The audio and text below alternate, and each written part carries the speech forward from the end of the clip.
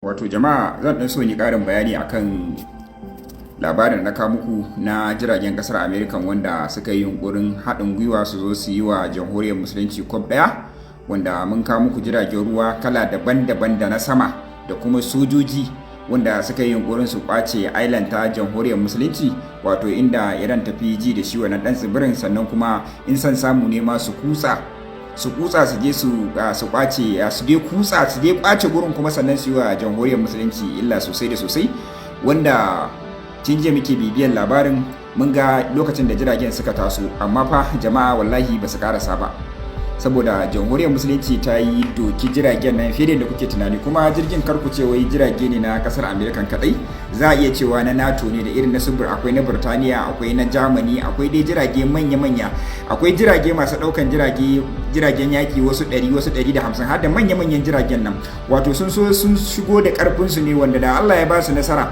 da yanzu suna nan sun cika duniya da ihu da kuma yanda suke ganin cewa sun kai jamhuriyar musulunci kasa. Amma da yake jamhuriyar musulunci jiya ta yi musu banna iya banna, ta notar musu da wa'annan manya-manyan jiragen, ta notar musu da su. Akwai jirgi ɗaya ma wanda ta yi amfani da mizali sama da 60 da wani abu, akwai ɗaya ma wanda ta yi amfani da jirage a mizali sama da 100 da wani abu, wanda duk ta notar da su, wanda alatila zai tilasta wa'annan jiragen juyawa ba su samu nasara ba. Kuma wayanda suka yi yunkurin kai hari wanda duk an barar da su da manya-manyan jiragen, wato fafatawa aka yi fiye da kuke tunani sosai, wanda fafatawar ta wuce tunanin mai tunani.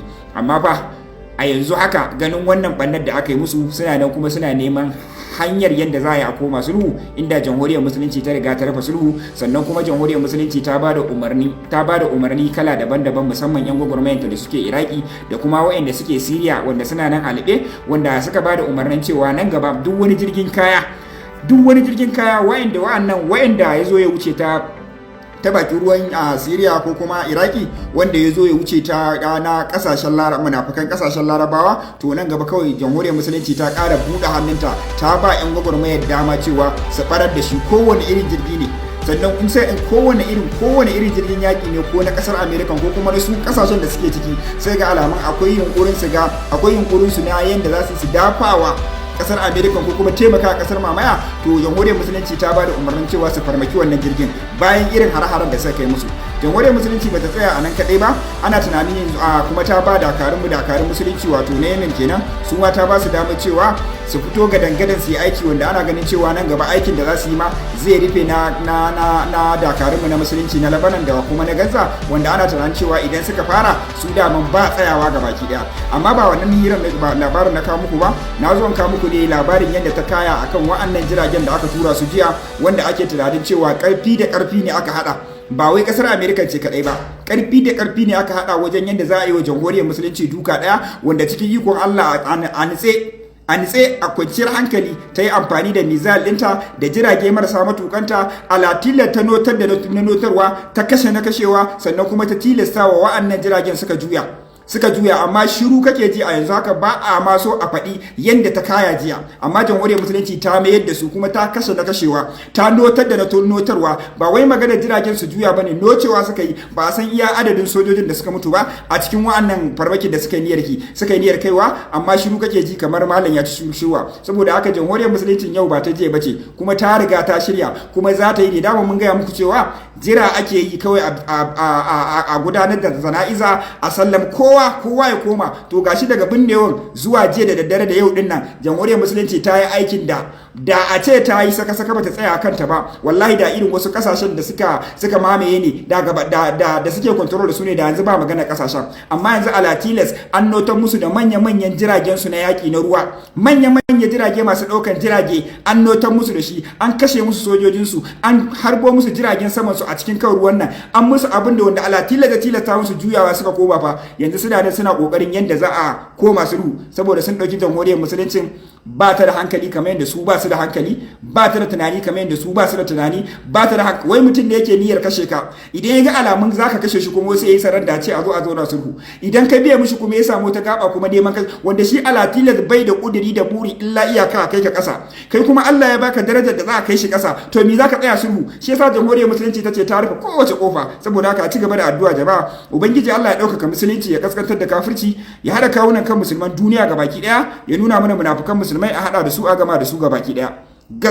Bayan kaddamar da sabbin hare-haren Amurka kan kasar Iran, ministan harkokin wajen kasar Iran wato Said Abbas Arki ya ce mu ba masu son tashin hankali bane, amma kuma hakan baya nufin idan aka zalunce mu za mu yi shiru mu zauna. A inda ya kara da cewa duniya ta shaida mu masu son zaman lafiya ne, domin duk wani yaki da za a yi da mu to ba mu ke fara taso sa ba. Abbas Arki ya ce amma kuma hakan baya nufin idan aka taba mu za mu yi shiru mu zauna. Don haka a koda yaushe, a kowane lokaci, kuma a kowane irin yanayi, dakarunmu suna cikin cikakken shiri na mai da martani wa kowane irin farmaki na abokan gaba. Domin ko tun can baya dama mu Farisawa tarihi bai san mu da tsoro ko guduwa a fagen daga ba, inji ministan harkokin wajen kasar Iran wato Said Abbas Arakci. Aha, swalashi. Akwai tsaro sosai a Najeriya.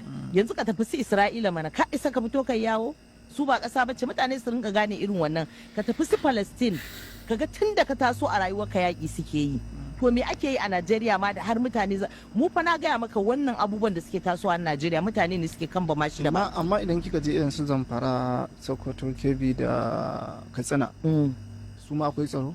Alhamdulillah da tsaro, tunda mutane suna ai gashi ina gaya maka ka tafi Isra'ila mana. Idan maganar rashin tsaro kake yi, ka tafi Palestine, ka je ka ga yadda ake yaƙi da su, yaƙi ma fa suke yi. Amma sunan ai yaƙi ne. To ai shine to yaƙi, Allah na tuba, ai ba Allah ya ubangiji Allah karka ka mana yaƙi Najeriya. Ai yaƙi duk inda yake masiba tana nan gurin a tattare, kuma wannan abin irinsa zaka kalla ka ga yaro karami ya fito ba inda zai je bai san gurin wa. Ka ji wawuya, jahila, daƙiƙiya, shegiya, karuwa, yar haram kawai, fasika, wanda bata ma san me duniya take tafiya ba. Ke yanzu ke ana magana da yaki har zaki kawo Isra'ila a ciki? Ke dan uwar kin san Isra'ila? Dan uwar kin san Isra'ila ko kin san Palestine din? Shegiya ana magana cewa ana tayar da ƙauyuka, ana hana noma, ana nuno mutane, ana zane su, ana yi musu faɗe. Da yake dan uwarki ba ki aka kama ba danginki aka kama ba komai ake yi ba. Allah tsine muku albarka. Ku dai idan za ku samu uban kowa ma a kashe shi. Na rantsa da Allah mutanen arewa mu tashi tsaye. Na rantsa da girman Allah idan gwagwarmaya ta gwagwarmaya, idan ba kashe irin wa'annan mutanen aka yi ba ko wallahi azin arewa ba ta samu zaman lafiya ba. Ke dan uwar kin san Isra'ila ko kin san Palestine din, to dan uwarki ko jiya jamhuriyar musulunci ta bamba mai Isra'ila. Zaki zo ki ce wai ka je Isra'ila mana. Ki yanzu duk abin da ake faɗa da irin ragargazatan da ake yi fa, su gani suke yanzu duk duniya saboda zunzurutun sun miƙa wuya. Sun miƙa wa Yahudawan da arnan wuya, gani suke duk duniya yanzu ba inda ya kai Isra'ila zaman lafiya, ko kuma ba mutanen da suka kai su. Shegiya da kinkiya, jahilawa wuya, donuwa kawai, karuwa, yar iska shegiya, da yake ba ke aka kama ba uwarki aka kama ba danginki aka kama ba garinku aka je aka tada ba, dan uwarku Najeriya tana zaune lafiya ko? To za ku ci uwarku, za mu fara cin uwarku ne la'ada a waje dan uwarku, shegiya karuwai, wanda kuka gama yawon tazubar, ba ku da aiki in banda wannan ministan ya kira ku, wannan ya kira ku ya kai ku Abuja a ci ku, wannan ba ku da aiki ya dauki kuɗi ya ba ku, shikenan a kashe uban kowa. Za mu fara cin uwarku ne, ƴaƴan shegu tsinannu kawai.